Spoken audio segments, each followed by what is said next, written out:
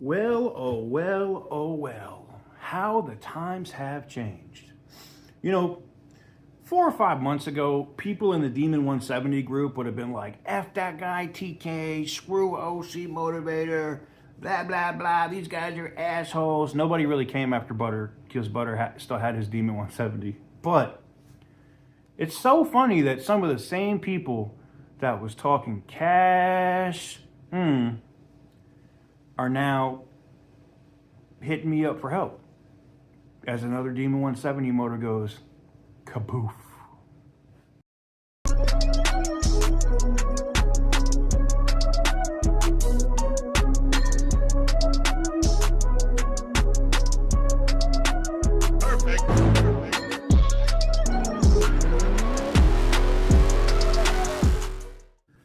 What is up, guys?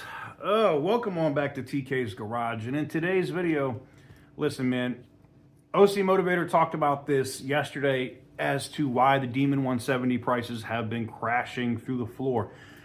These vehicles were being offered at $250,000, $300,000. They were still selling at auction for $160,000, $170,000. Now, you can't get that. They're getting slightly over MSRP. In some cases, one just went at auction for like $142,000 with 7 miles on it. It was brand new, very nicely spec'd out model.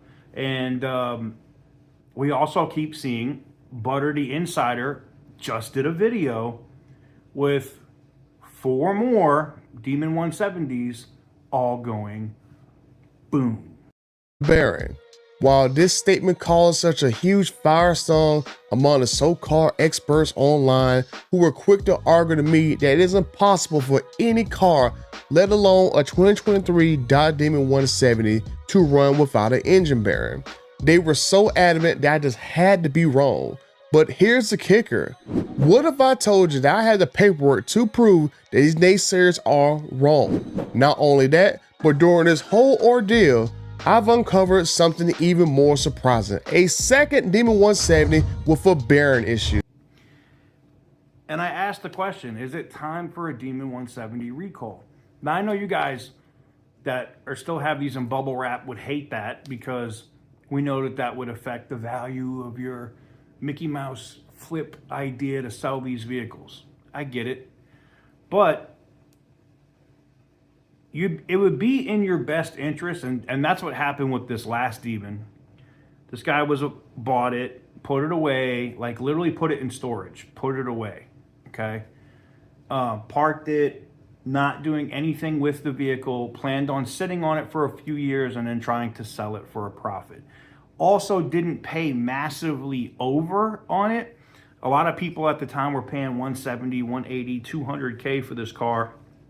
And this guy got his at 142, so not ridiculous. I think he was like 5,000 to 7,000 over MSRP. Nothing insane, right?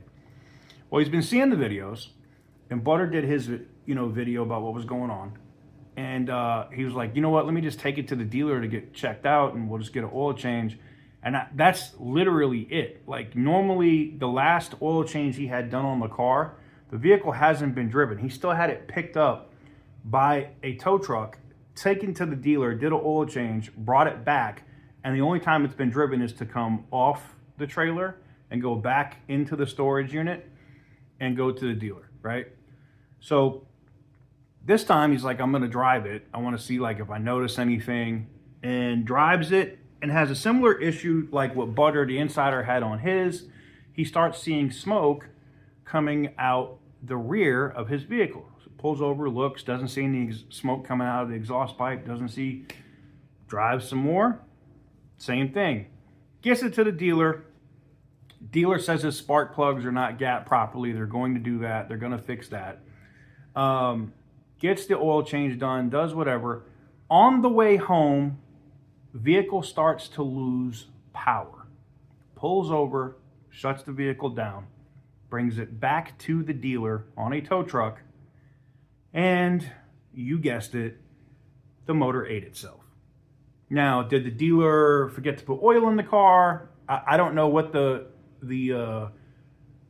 end result is yet, just outside of the fact that he literally got out of the vehicle, literally got out of the vehicle and was like, I'm hoping this isn't bad, right? Gets to the dealer on the tow truck. Dealer has it in the service bay, comes back in. They give him a service loaner, and they said he's going to need an engine. Now, somebody from Dodge or whatever is going to have to come out and look at the vehicle, probably approve the engine replacement, but it's another one. And this guy was an investment guy. Now, what happens when now the motor has to be replaced, right? The numbers ain't matching, right? The numbers aren't going to match on that long block, right? So what happens to the value of that car? Butter the Insider talked about it in detail on his channel. I'm going to link him in the description down below. Go check it out. But that now marks 5 in the last month of people who have had them go boom, boom, boom, boom, boom. Now, some of them had, Butters posted multiple photos of them where the, like, parts on the front of the engine are eaten into the block. We've heard about missing bearings, which I know Uncle Tony's Garage said is impossible.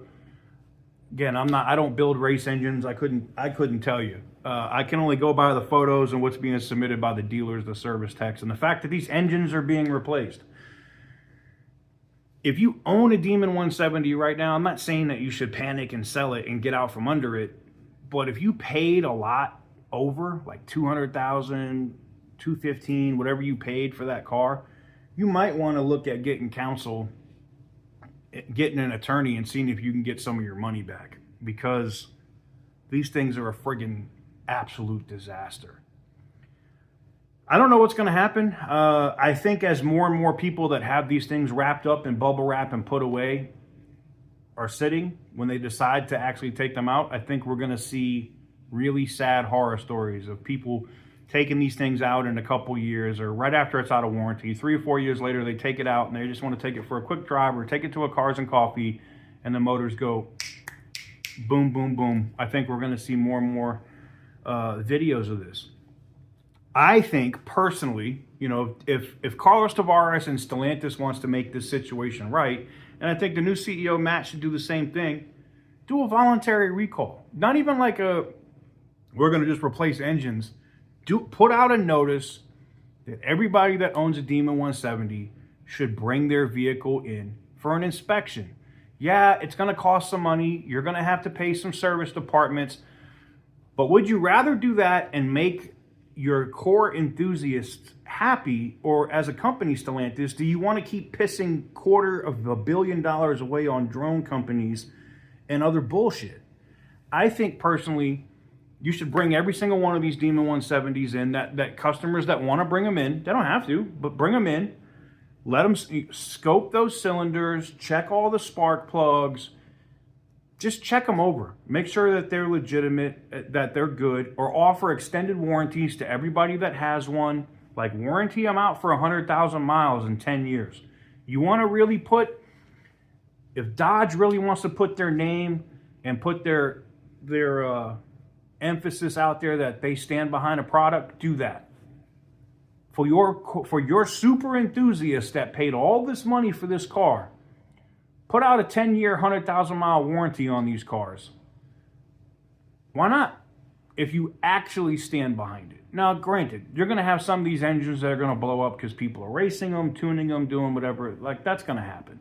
But for the guys that are actually just enthusiasts and enjoying the car, they don't track them, they're driving them, you know, on a weekend from point A to point B, and they grenade a motor, Dodge should make it right. They should stop it now, because it's damaging the brand.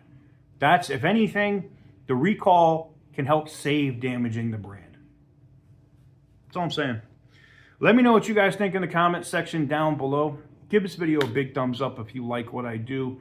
Hit the subscribe button if you haven't already. And as always, stay petty, my friends.